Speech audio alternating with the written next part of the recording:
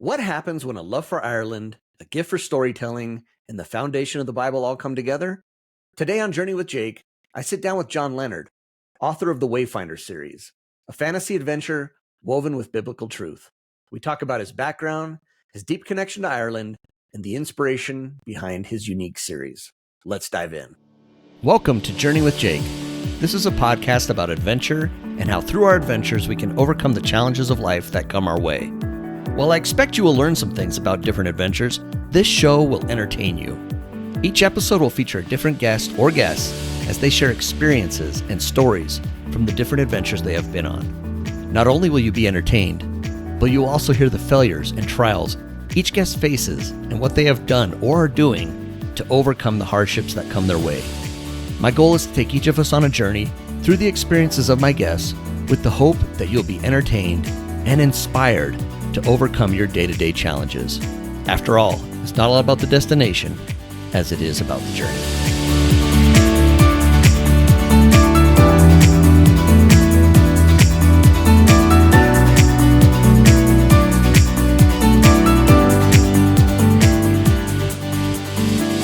Welcome back to Journey with Jake. Before we jump into today's episode, just a quick reminder, make sure you're following me on Instagram at Journey with Jake Podcast, subscribe on YouTube, and of course, hit that subscribe button wherever you listen to podcasts so you never miss an adventure. I'm also proud to be part of the Podmatch Podcast Network, so big shout out to them as well. And here's some exciting news. For the entire month of October, I'll be releasing 2 episodes each week. That's right, double the fun of Journey with Jake throughout October. Now, today's guest is John Leonard, a storyteller with a deep love for Ireland and the creative force behind the Wayfinder series, a fantasy saga rooted in biblical themes. His unique blend of faith, culture, and imagination makes for a fascinating conversation. If you enjoyed this episode, you'll definitely want to go back and check out my conversation with fantasy author J.V. Hilliard in episode 113. Now, let's dive in with John Leonard. All right, everybody, I've got John Leonard joining me on the show. John, welcome to Journey with Jake. Thank you, Jake. Thanks for having me. Absolutely. Take 2, right? This is our second time. We had a little audio issue, so we're trying to get it right. I want everyone to hear what John has to say. So thanks for coming back and doing this with me a second time. Oh man, no problem. Always thankful for you having me here. So Yeah, appreciate you. absolutely. All right. First things first, we're going to dive into a little bit about Ireland. We're going to dive into this book you've been writing, or I think you've written it. We're going to dive into that. That's awesome. Before we do that, though, give us the little background on John, where you're from, where you grew up, that sort of thing. Yeah, I mean, it's a pretty straightforward story with me. Kind of grew up in the country of Colorado out here. So like out in the rolling hills of Elizabeth and Albert County kind of areas. Out there it's a little different than the city of Denver. Everyone knows Colorado for like Denver and the mountains and everything, right? But out there it's more kind of plains, flat land, some rolling hills and stuff, a couple, forests and stuff. But small town vibe, especially Elizabeth, where I spent most of my time growing up. Where towns would clear out for the football games, so all the business would shut down, people would flood the stadium, and then Friday night lights like you'd see all over it. But so I grew up out there, have 3 other siblings, 2 brothers and a sister. We're all super close knit. I'm the eldest out of the 3, but out of the 4 of us, but we're always supporting each other, making sure that we're all on the same page to success. 2 of them are still out here in Colorado. One's out in California, but he's chasing his dreams out there. So kind of all for that. He's the one that's closest to me. We kind of grew up like Batman and Robin Hood and Little John, So we always got into trouble all the time, and my sister was always the one putting us in that trouble. But Mary, you know what? But little shout out to my sister there. Yeah, there you go. But no, we loved it, and we played football together, my brother and I, and he was the tailback while I was the fullback, so I was always leading the way, blocking for him. We were wrestling together. I wrestled too for pretty much since I could walk.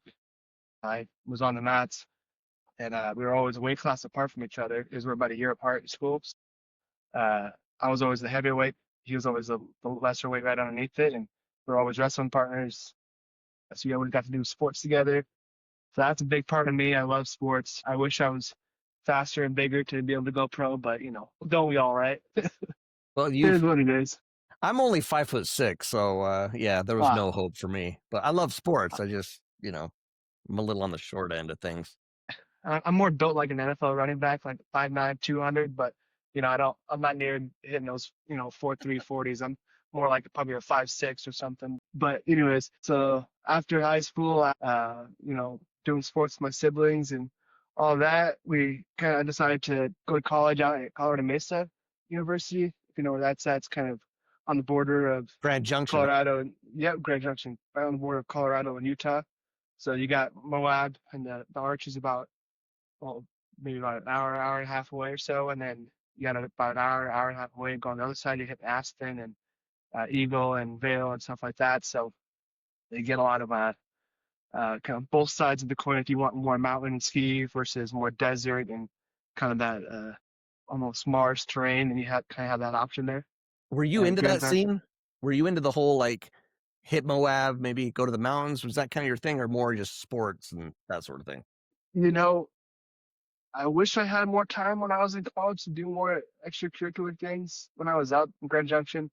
But I was big into rugby, so well, didn't get the chance in high school to play, but I always wanted to play. So I went to school to kind of wrestle and join the wrestling team, and saw that I'm not near as good as those guys. So I was like, you know what? I'm gonna try rugby and see what I do, see what I can do. And hopped on the rugby field and never looked back. Was captain all 4 years in rugby and decided to keep doing that. And it's been a passion of mine now. And that took up most of my time in college. That and then my now wife, which was my girlfriend at the time. Uh, those two things, and obviously school, right? Like, can't say that for mom and dad, but it was a get to the distant degree. third. Yeah, exactly. You got to get to the degree and everything. I took a lot of time with all those things. I also hunted during the fall with my brother and my dad and my sister as well. But not much time to really go explore in the mountains. You think being here in Colorado, you think you have all the time in the world to be like, oh, is this right in your backyard? You can go check it out. There's points that I wish I would have been able to just be by myself and go explore out there, but time was, especially weekends, was just consumed with sports and plays and stuff. So was it Colorado Mesa? What's the name of the university there? Yeah, it used to be called Mesa State. Mesa State? Yeah, so it was Mesa State, and then about the year or the year before that I got out there, it switched to Colorado Mesa University. Get a little more prestigious, but yeah. get more people coming out that way. So Colorado Mesa University had a rugby program then. Yeah, so most of the rugby programs inside the states, at least, are club, especially for the smaller schools. So you have like your D1, big D1 schools like BYU and Boston College and schools kind of like that, where they have kind of established rugby programs. The ones that you can hear of, or the ones that actually get televised and stuff, versus the club teams where if you play a prestigious school, you're going to get televised. But other than that, it's more guys, you kind of bring in their own equipment. Luckily for rugby, it's just you're bringing shorts, maybe an undershirt, and some boots, So boots as in cleats, but you don't really need to bring much out of it. If you want to wear a mouth guard, you can wear a mouth guard. Some guys just chew gum for it, but you're getting knocked around, so sometimes guys will bring bandages and stuff. But the school can only provide so much for its clubs.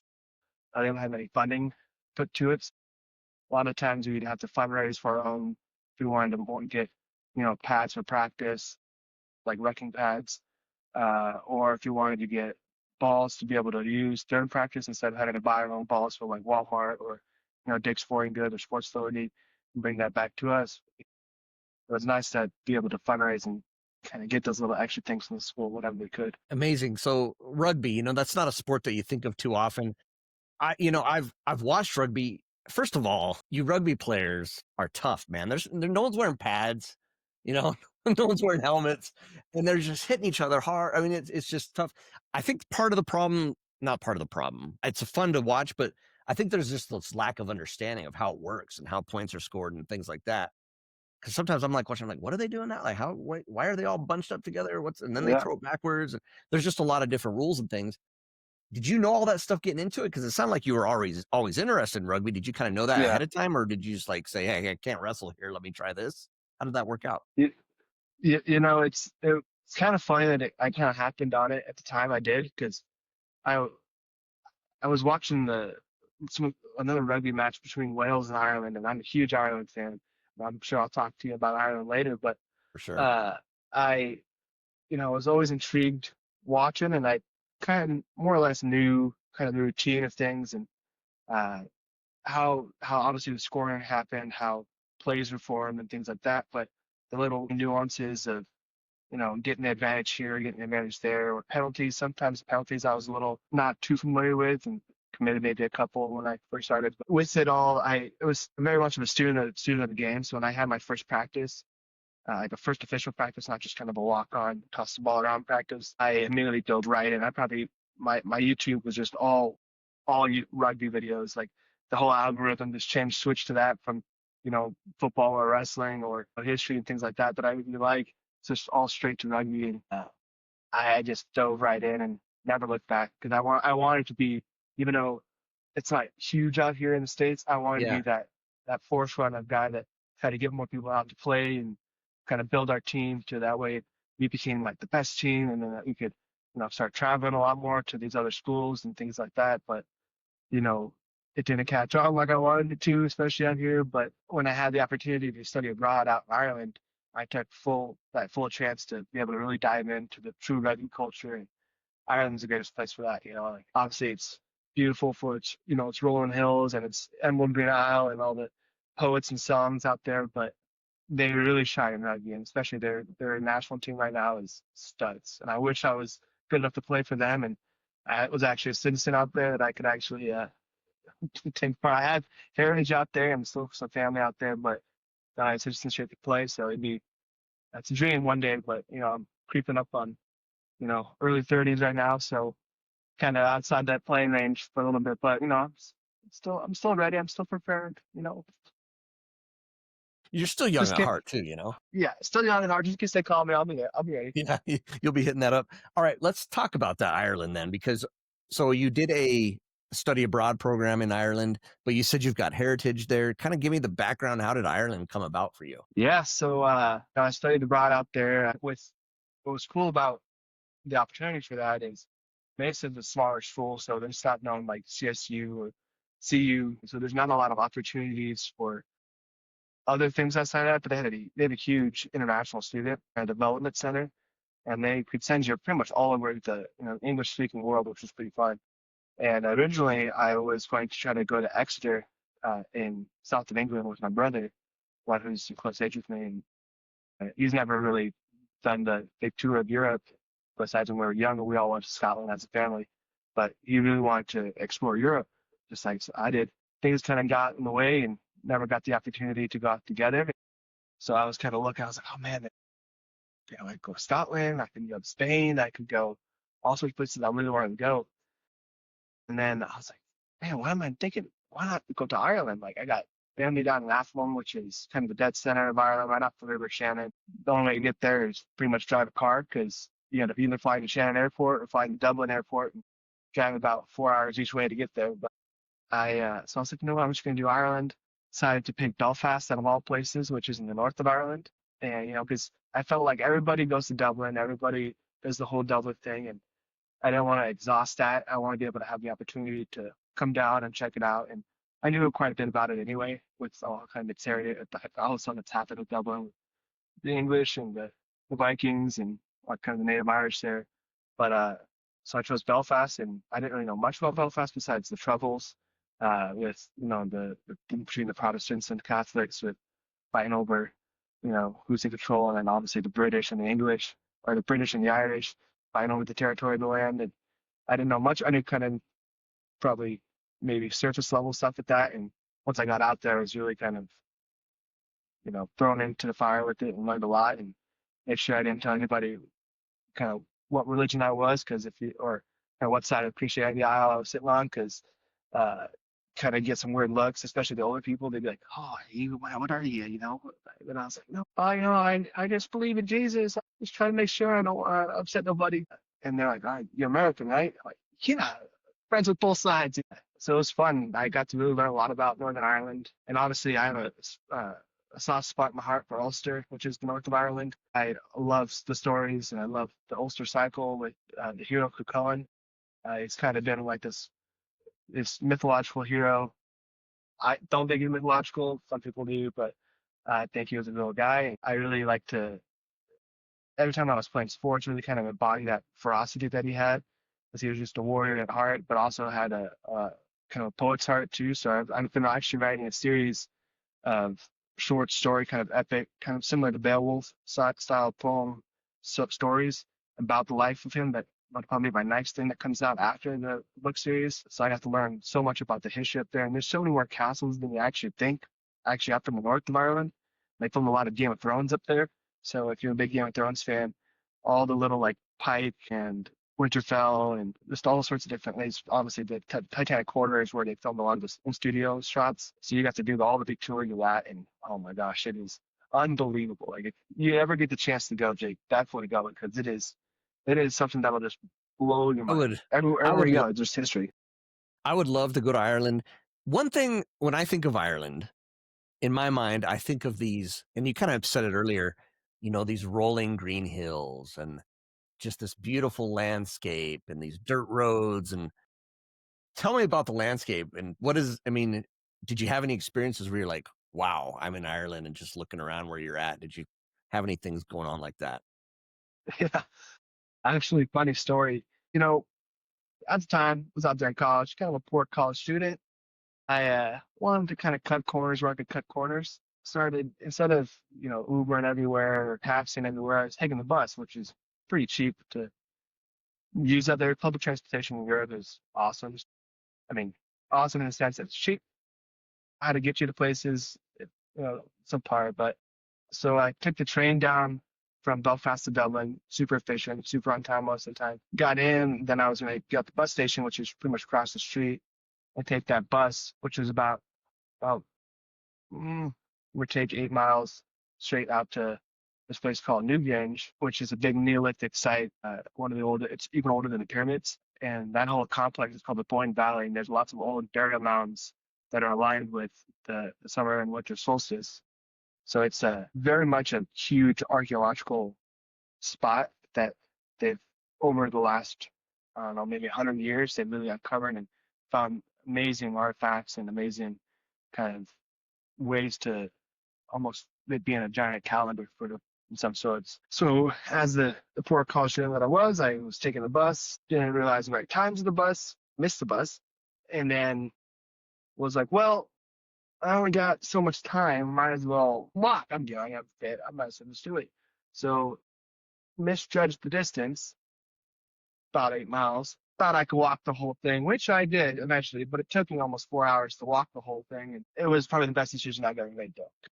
Walking that road from, I mean, it's a long ways out there, but you kind of wind through all these little smaller towns. Once you get there, there are all these old little hamlet towns.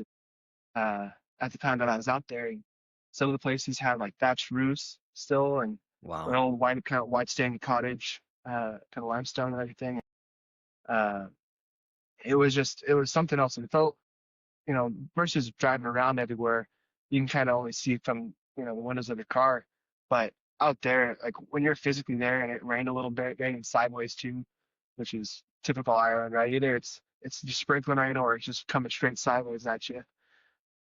And I had moments like that, but I just embraced it. I just enjoyed every single moment of it because I knew where I wanted to get, and having that kind of that journey along with the whole walk there it was just something that I think I always craved because I always knew I wanted to be out in Ireland. I knew I wanted to be kind of embedded in everything. And that walk was that. I think it really and that was towards the beginning of my trip. So I was able to really be like, oh, so this is Ireland. Like I had gone on a couple smaller trips and taken little drives there, taking the bus or the train. I'm like, oh, this is cool. Like, there's a nice castle there. You don't see that too often in Colorado. Or, oh, look at like there's a whole Viking exhibit. Like that's awesome. Like you don't get that too often in Colorado. But there's nothing like feeling like you're walking down these old paths that are super windy. Like I don't know how if they were drunk when they made the roads out there, or they're just going around ferry forts or something, but it's just something else because you just kind of feel like it throws you right back in time to, back to when the Celts were out there and, they were just kind of living in their own little homesteads and their hill forts, and it was something else. I enjoyed every moment of it, and so that's a little story of my adventures out there. I got many more of me getting lost or being homeless out in Denmark and things like that. Well, I love the fact that something that, misjudged something by 8 miles, and you're like, whatever, I can walk this, I'm young.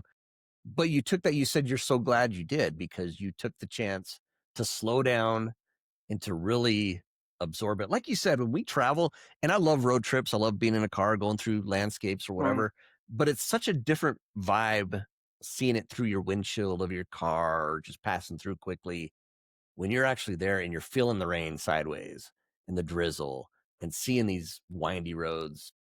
There's just something about that. And I think that's what's so cool about these experiences we have. Yeah, and this, I also think about it too is when you're driving, you're always focused on that person next to you, the person in front of you or behind you, versus when you're walking there, like I was just pretty much in my own mind, but listen to the sounds of like the crows calling or, or like the rain coming down or the leaves moving. So it's just like your senses are heightened because you're obviously not surrounded by a, giant metal tin, but it's also like more relaxed because you don't have to worry about these, incoming cars coming at you and obviously an iron on the other side of the road. So that already kind of puts you like, oh, I hope I'm in the right lane and everything. But uh, it just was, yeah, something else. Recommend anybody that gets a chance, like, don't use the car, just walk Just if you walk. can. I like that. Slow down and take your time and just walk. The other thing about Ireland that I am fascinated by, and again, I've never been there, so maybe you can shed some light on this. The pubs. I mean, are the pubs like what I see them in like in movies? I mean, what's the pub situation like? Well, let me tell you, the pub scene is a place I didn't ever want to leave because it is something else. Like when you like you described in the movies, it's perfect. It's exactly like that, or more or less. There's cool little pockets and different types of pubs that you go out there to. Like a couple up in Belfast that I love. One place is called the Yard House or the Yardbird. It's kind of nestled back a little bit, and it has 2 levels, but it feels kind of dungeon at the bottom level, and there's a lot of old uh, kind of this feel to the whole place, all made out of wood and everything. And then you have these other bars up in Belfast that are, oh my gosh, I can't remember the name of one of them, but it's during the Troubles, it was split for both sides. So you'd have this bar that had a little opening, kind of overhang to where the bartenders could serve on one side and serve on the other side for the Protestants and Catholics. Excuse me.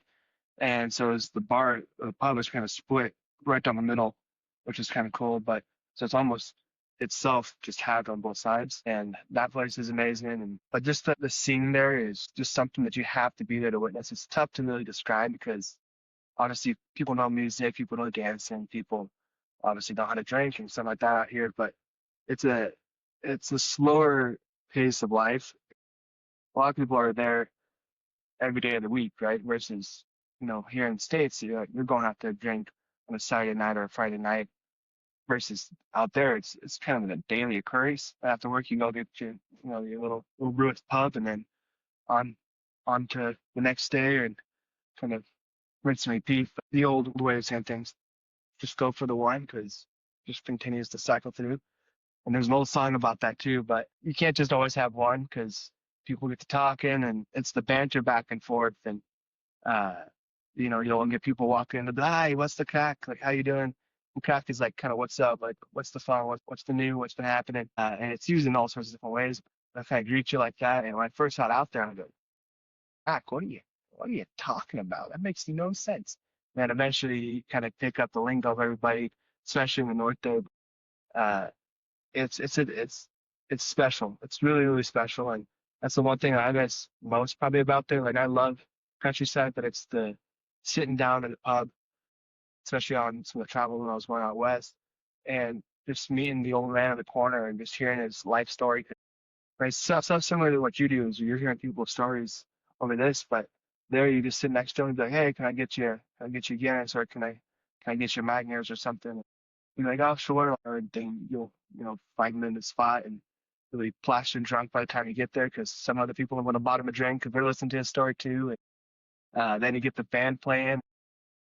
What's cool about the band is it's just a lot of the traditional guys will just bring their own instrument, grew up playing, and they'll get together and they'll all kind of riff off each other and play reels and stuff. And it's something just to be there, a witness. And like he'll start with a couple guys with the drum, and then maybe the guy then has the uilleann pipes, which are like kind of smaller bagpipes. Don't actually have a full bag that you don't really blow into. It just kind of automatically kind of fills itself. And then you get a person with a flute, and then maybe a banjo, and then it all kind of cycles on itself. And they can all play without those things, or they can play by themselves, or they can play as a full band. And one of my friends, Owen, out there is phenomenal at it. He plays the drum, the ball on drum. If he's listening, he's very talented, and he knows a lot about the traditional scene out there, and kudos to him, because if it wasn't for him, I wouldn't have been appreciating that as much as possible. Every time I had a chance, he took me out there, and seeing my other friends signing, he liked doing all that stuff too, and partying out there. So the clubs in Belfast are crazy versus Dublin, so took my fair share of club scenes out there. It wasn't my kind of thing. I love the smaller, quieter pubs, but it's something that I'll always hold dear because it's something that you can't really replicate out here. Like, you can have the nice, cool pub scenes and stuff like that, and it doesn't have that same kind of Right. that older feeling though. Yeah. I'm not a drinker, but I would love to just go into a pub and just, like you said, hear the stories, see what's going, Mhm. just kind of feel that vibe, and I think that's just something, that's really getting yourself into the culture of things. I think that's pretty neat. So I'm glad you enjoyed the pub scene. I was wondering about that because just every time I think of Ireland, I think of the pub scene for whatever reason. So I think that's Yeah, amazing. I mean, it's something to behold out there for sure, especially if you've never been into it and you're like, oh, I'm just off the plane, and you go right to the pub and you're like, holy cow, like, what did I walk into? But it's something for sure. That's the way to describe it. When you look back overall, your whole experience in Ireland, seeing the sights, seeing family, because you said you got family there as well. What kind of influence, what kind of experience was that for you overall when you think about it? Yeah, so I think I always had that deep sense in the British Isles, like obviously mostly Scottish and Irish and English, and always had that kind of love for that place. But I think being out there, like I used to write like little short stories or little poems, but never really got them out, and was just kind of more for myself. I think really getting out there and just knowing that it's an isle of poets. Like everyone knows how to sing a song, it feels like, or write something or tell a story. And I think that really inspired me to be able to really chase the passion that I have for writing. And I had my own little dorm room there, and I didn't know I had a chance. I was typing on my phone or scribbling on my notebook, just some little jotted words. And I think besides obviously the experience that I had of being out there, I think it was what kind of helped me grow was understanding different ways to actually write or tell a story or just understand different complexities of all that. And it's something that I think really shaped me to be who I am today because I would have never got this book out if it wasn't for all the stories that I learned out there and just the tales and the myths and the legends. And it's obviously incorporates some of that in there, but this kind of starts off in kind of the Levant and Mesopotamia, but eventually it's going to end out hopefully in Ireland, and that's the plan at least. And I can really dive into the Irish tales that I know and love. If it wasn't for that, I would be probably still on the cutting room floor trying to figure out how to put a story together. I love the fact that it played such an influence on who you are today. You talked about your writing. You're a writer. I know you've working on a series, the Wayfinding series. First of all, I'm amazed by this because from what I understand about it, it's based like on the Bible, but Hmm. it's fiction. Tell me about this, this series that you're working on and what it's about, because I find it fascinating, and I know you really, faith is a big thing for you, so I know the Bible's important to you. How do you weave it all together? Like, what's this about? Yeah, so it's kind of obviously with Ireland kind of getting me started with really being encouraged to write. And my grandfather, who passed a while ago, is someone who also inspired me to write. And I had kind of telling him all these different history lessons and stories that I was, learning and trying to understand and stuff. And he was a great listener. So I could really just tell all these stories, and he did awesome, man.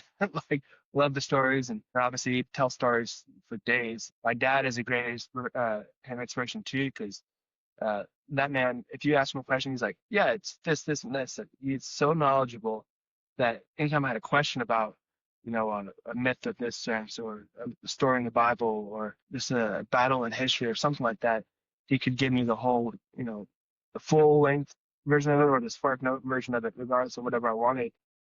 I think that really helped formulate this. And what's cool about this is I'm obviously, as you told, huge into the Bible. Like I love all the stories there, and I take a lot of it's fact. And what's cooler is there's this event called the Tower of Babel, which man gets together after the flood and builds this tower to the heavens to be able to kind of unify themselves. And obviously, God commanded to make multiply it and spread out across the earth, and they disobeyed him. So it's like kind of one of the kind of first disobeys after the flood. My story kind of picks up more or less after the flood into the Tower of Babel, and then 150 years post the Tower of Babel, to where all the nations have kind of split out, and kind of takes place around the kind of early to late Bronze Age, and it skips over a couple hundred years throughout the storyline. But what's cool is that time period in Genesis is only kind of lineage, like this guy had this son and this son had this son, but there's no real kind of weighted history within about 150 time period between that and then kind of story of Abraham. So my story kind of fills that gap where Very it cool. ties in these myths and these legends of these other cultures, so like Mesopotamia and the Akkadians and the Assyrians and the Hatti, which are like the Proto-Hittites, and the Canaanites and the Egyptians and people up in kind of northern Caucasus region, kind of like where Mount Ararat is now, and kind of Chechnya and that whole kind of Dagestan portion of Russia is. And that's kind of where the first part of my story kind of takes place, is that little region, little influence of the Greeks and stuff. But it fills that gap, and it also talks about those stories of those cultures that aren't really talked about on a grand scale as much, besides like Epic and Gilgamesh or the Enuma Elish that most people know about. But my story tries to weave all these different stories into one cohesive narrative, which is harder than you think, especially for a guy who didn't write big, complex stories like this, and was not something that I really saw myself doing, a couple years ago, until kind of had the inspiration from my grandfather. But I was used to writing like little short comic stories or little novellas or stuff like that. But I didn't want to give them out to anybody because I was like, oh, these are just my stories. I'm going to keep these to myself. But I felt like I needed to really get this one out because of the narrative with it. And so kind of to answer your question, just fills that gap between those two time frames inside Genesis. So I didn't really want to step on too much of the narrative of Genesis and kind of be that extra book to kind of go along with it. I didn't want to be that. I just wanted to be something that kind of fills the gap, because obviously I take the Bible for fact, everything that goes through it, and I didn't want to alter any of that. So my story just kind of fills the gap in things that weren't talked about. It fills the gap, but you took, the real thing from the Bible. Did you ever find any difficulty trying to weave in like the myth, the legend, the fiction with the actual Bible stuff? Was there difficulty in that, or did you find that enjoyable? Like what was it about that? Because that seems tough to me. It seems like Yeah, that would be a challenge. yeah, yeah. I just think that way, with trying to figure out the reason for a lot of things and trying to weave narratives together, and like, oh, why did this guy do this? Oh, is it because he did this? And this all stories used in general, but also used in life. So I figured, oh, why not put that into a story and kind of figure out why did Nimrod from the Bible act this certain way? What's the background behind it? Why, what created all these mythological creatures like dragons and, minotaurs and, the three-headed dog Cerberus or the Cyclops and things like that. Like I'm trying to weave in those stories and try to figure out why. So my book kind of helps explain why for a lot of those things. And maybe it may not be 100% correct, but I do diligent research to make sure it's as close to the actual thing as possible, and especially the different names and the different manners and the characteristics of people in that time. and try to fit as close to the story as possible, with still taking obviously some modern creative liberties to make sure that people understand names and things that happen. But comparatively to a lot of other writers, I write in a way that is very similar to how rabbis teach. So I've obviously been studying a lot, just different verses and different ways of how the Bible is interpreted by these rabbis, especially in the Old Testament. But there's this level of understanding called pardes. I don't know if you're familiar with that yourself, but to kind of briefly summarize, pardes is that acronym for Peshat, Remez, Deresh, and Sod, which are like the levels of understanding of the Jewish mysticism slash kind of rabbinical teaching. Peshat is like the literal meaning of things, so like the surface level stories. So like if I say for like example, Nimrod built the tower. All right, cool. Nimrod built the tower. Pretty basic, pretty simple, right? And then Ramesh is like kind of the hints, the allegorical things, stuff that you kind of would start to think about in your head. The starting letter of Ramez is Resh, which it's kind of a symbol of the head in the Hebrew letters. So it's obviously you're kind of starting to think with your head a little bit. Kashat or Te is with your voice. So you're kind of you're just whatever you're speaking. So it kind of ties into those little sensitive things. The next one is Deresh, which is kind of like the um, kind of the starting to understand the meaning of things, hence allegorical, the deeper meaning of the sense of how words are put together and letters and numbers are connected and stuff like that. And then Sod is the mystical kind of Kabbalistic meaning of things, the stuff that's like kind of a higher way of thinking, things that you wouldn't normally think in your day to day, but when you read deeper into a text, it kind of expands that for you.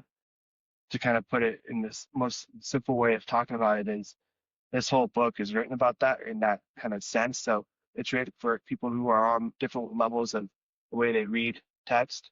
So if you're deeper like pastors or rabbis that read the Bible and they kind of pull out all these little different things out of just a simple verse, this book is for you for sure, because you can find so many different deeper meanings, and it tells kind of three levels of three different stories.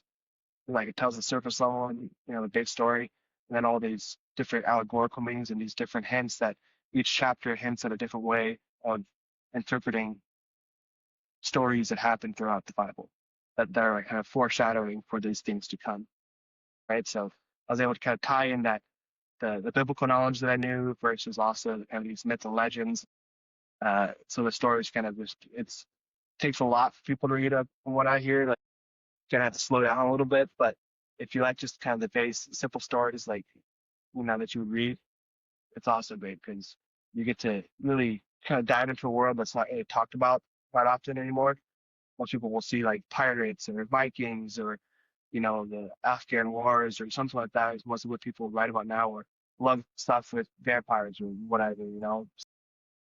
Yeah. Like still all cool things, right? But Right. like this is like a period that I don't think is talked about enough, and like people kind of let it just be whatever it is Yeah. with the older stories. So I really wanted to really tell something of that sense, because not that there is not things of that, but I wanted to kind of revitalize that love for the old Bronze Age and the old world, and Yeah. obviously huge inspiration. I love the movie Troy. Uh, Obviously they had to really condense a lot of the Iliad and the Odyssey together for that, and obviously they didn't really expand into the Odyssey with Odysseus and stuff, but they obviously got many movies coming out with it. I just love that time period, and that's like essentially 400 years in the future from the first book. So I don't even really talk about that, but it's like 400 years before all that actually happens, more or less, too. So about 2200 BCE, more or Gotcha. less. So how long, when you first kind of came up with the idea, how long till this first book got published? Jeez, that's a story in itself. I obviously, as you can tell, I love studying and I love research and I love the history. I did it. I kind of had ideas of the story, and I had written some stuff down on the back of a receipt when I first started, like the kind of first couple lines. Typical author talk where like, oh, I wrote it on the back of a napkin, but no, like legit, I wrote it on the back of a receipt. I still have it. I didn't feel very prepared when I was first studying about things to start writing, because I wanted to make sure I got every single word, every single sentence, every single story told the correct way between kind of when I really started to studying, like I had already studied before, but kind of dive in deep study to when I pretty much end published, put the book out. Took me probably about 5 years just for this first story to learn all these different things, and kind of that back half of that year when I was writing, I still would have to like, oh, so what are the characteristics of this character in the Bible? Like, what are some of the words that he said? How can I connect that to his personality in the story and describe his personality or his appearance or things like that? Because most biblical characters, like besides Samson really and David, like their physical appearance is not really talked about because it's not Yeah, supposed to. It's supposed to not be about their physical appearance, but about their actions. So, but in storybooks, you really want to be able to kind of tell describe. describe what that character looks like Yeah, and kind of what he's doing, his emotions, his feelings, and things like that. Otherwise, you tell a pretty boring story, right? But I really had to kind of pull from that. So, yeah, it's about 5 years of my five life trying to years. figure this out. Wow, And I'm very sure it's good. going to take me many more to finish the next two. But I'm already mostly halfway through with the second one, so that should be out probably looking about June release for that. So pretty much keeping it on June point. of 2026. That's Yeah, what you're looking for. for book two. Yeah, Book two. So book one, this is the Wayfinding series. Book one, Wayfinder series. Wayfinder series. Book one is currently out. It's released. Yep, What's the book name? one's What's the name currently of out. book one? Yeah, so book one. Here, let me put this Yeah, down show it to here. us here. Yeah, so this is the cover here. If you can see it, all right. Dawn. Okay. Book of the Yep, Wayfinder series, Dawn of Destiny. That's the first yep, one. yep. There you So go. uh, this one's Dawn of Destiny, and it's obviously in the screen cover like this, paperback and ebook on Amazon and Goodreads. Okay, So if you great. read for both of those, it's on that. Perfect. The next one will be most likely called Wrath of Worlds. So I'm Nice. kind of keeping that sense of kind of the two common letters inside the title. So Dawn of Destiny is a D, double D, and then you have uh, double W, and then the last one will probably be Twilight of Time. But it all makes sense when you understand the Hebrew letters of it all, which Okay. is like a whole little code inside itself, kind of know what everything is. But it's something to really dive into if you like stories like that, like maybe brush up on Hebrew a little bit. You might catch these little hints of things, just things. I just think it's very interesting. It's so different than, I've had, mystery and thriller, and, different things like that, or some, people writing about their travels and things, which is awesome. I Yeah, think it's great. This is just so different for me. So I find it very interesting. You know, I, I'm a person of faith, so that's important. I want to kind of go back to this whole idea though. You're writing this, this is a dream of yours to write this. You're doing this. I believe you're self-publishing, right?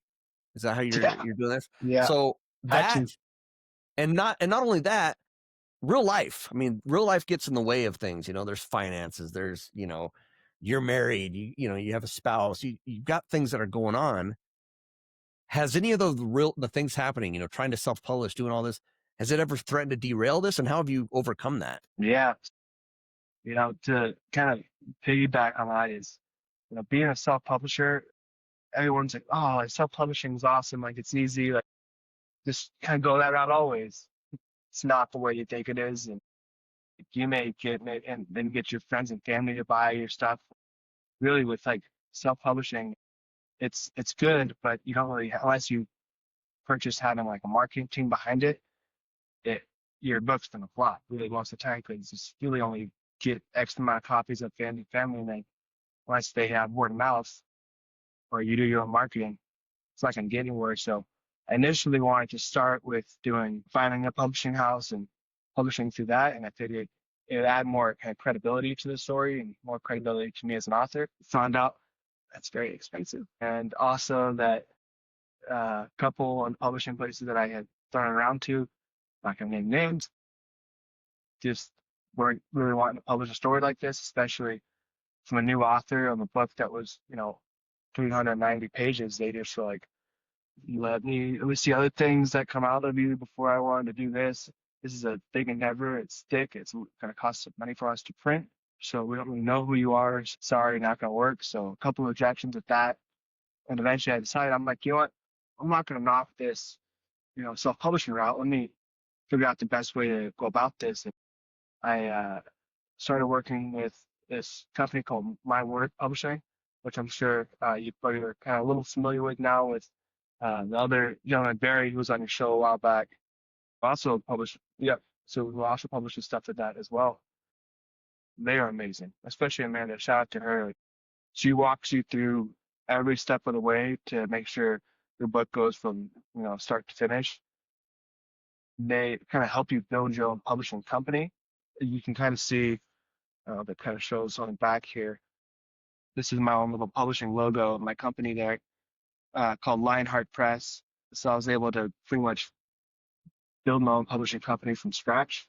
Got the whole, codes for everything to put it on the department, the government, and stuff like that. So they kind of recognize me as an actual business, and publish through that.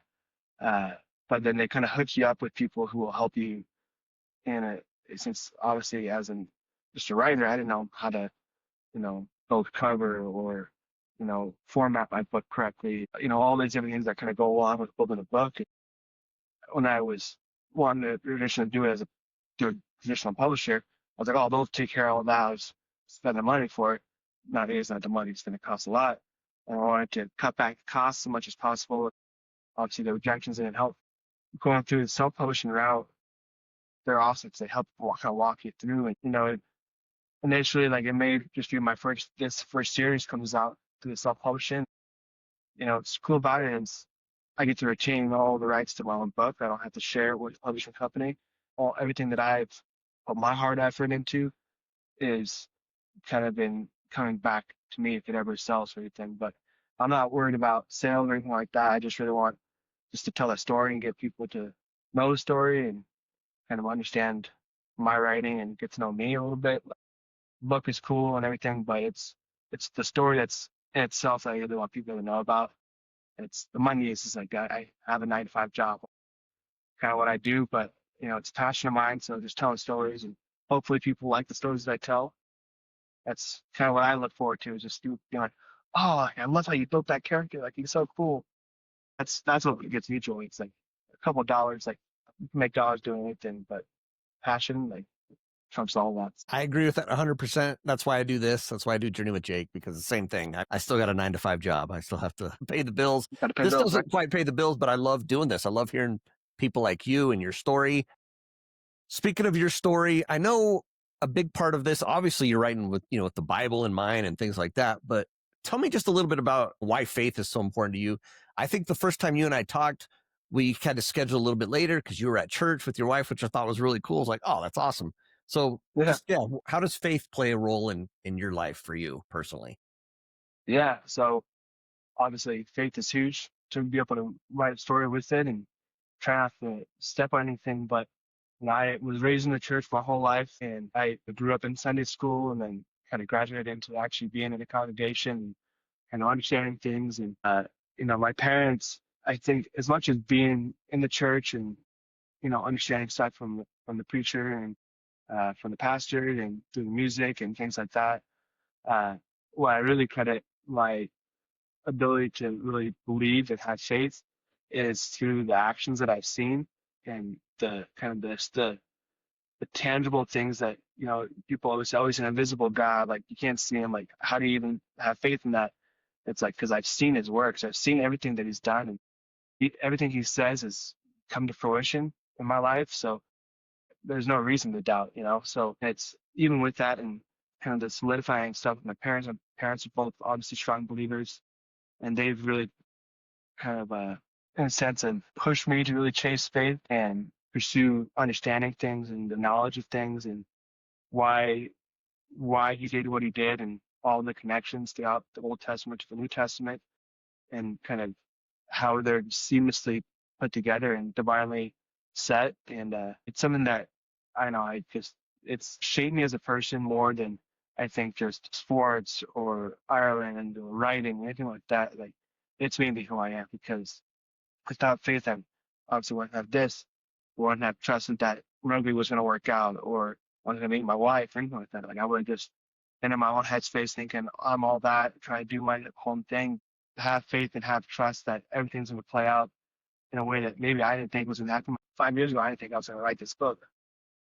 I just had faith that it was, and I felt like a lot of the time writing it, I had some inspiration from the Holy Spirit being like, maybe put that in it. That might help out a little bit better, you know? Just kind of little bird on your ear telling you it's yeah, without faith, you got nothing, you know. And it also helps kind of keep you kind of firmly rooted in kind of morality and making sure that, you know, you're treating your neighbor as yourself, making sure your brother's not wanting for anything, that you're always making sure that everyone around you is taken care of and provided for. And, you know, the greatest commandment is to love one another, right? So it just teaches me to be that person of comfort when somebody needs me for that, or be that person of strength when they need me of that, or be that person of love. And I'm just so thankful that those are kind of the morality that's taught in the Bible, that we can actually be able to live that out and understand that and know what I'm doing is for a purpose. I know it's shaping me into a better person is pretty much what I'm saying. I love that. Appreciate you sharing that. So just a couple things to wrap us up. The future. Do you want to keep writing books? What do you want to do? What does John want to do moving into the future? Gosh, well, you know, what I really want to do is own a castle. You know, got to sell a lot of books for that. But you know, maybe be a lord up in Scotland and Ireland, or do something fun like that. But no, I'm just kidding. You know, obviously that'd be fun and entertaining. You gotta sell a lot of books for that. I think continually writing, so that's something that I really want to chase after, especially finishing the series, because like it makes sense with the single book, but like it leaves on a cliffhanger, so I had to write a second one. Second one's gonna leave on a little bit of cliffhanger, so I'm gonna have to write a third one, and maybe it'll just be three, but it makes sense to be three, and all great stories come with threes, right? So Father, Son, Holy Spirit, right? Lord of the Rings, all that sort of stuff. I really want to just be able to make sure that I can at least have the next couple of years right here. Hopefully, my wife and I will be starting a family soon, and we already have a house. I feel like that's kind of the first step to a lot of these things, is making sure you have space. Those will be kind of the next steps coming up here, and maybe, who knows, maybe get on a little rugby team if I can. There you go. I love it. Get back to playing. Yeah. Well, and I'm excited to see where that takes you, and excited to follow along on your journey and see what happens to John and company, because it sounds like there'll be more coming. So that's fantastic. My final question, Journey with Jake, it's an adventure podcast, but it's your journey. It's who you are. But for you, John, what does adventure mean to you? Adventure just means to, like, you know, you're always wanting to chase after the ending of things, right? The final destination and stuff, but the adventure is the journey in between. Like, that's where you're making all the experiences, the relationships, the, you know, the kind of foundational aspects that form who you are along that journey.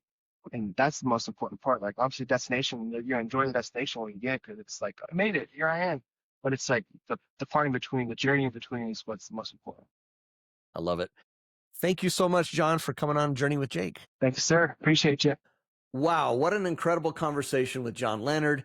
A huge thank you to John for sharing his journey and giving us a look into his Wayfinder series. If you'd like to dive into his books, I've included a link to his first book in the series, Dawn of Destiny, on Amazon right in the show notes. Make sure to check that out. You can also follow along with John and his work on Instagram at the Wayfinder series. And to all of you listening, I can't tell you how much I appreciate you. Thank you for tuning in week after week. I'd love it if you'd share your own adventures with me, and also share this episode with others who might enjoy it. That's how the Journey with Jake community continues to grow. Be sure to join me next time for an incredible episode with Christian Ray Flores, someone who overcame upheaval as a child in both Chile and Africa, later rose to fame as a pop star in Russia, and is now a life coach doing amazing things. You won't want to miss it. Just remember, it's not always about the destination, as it is about the journey. Take care, everybody.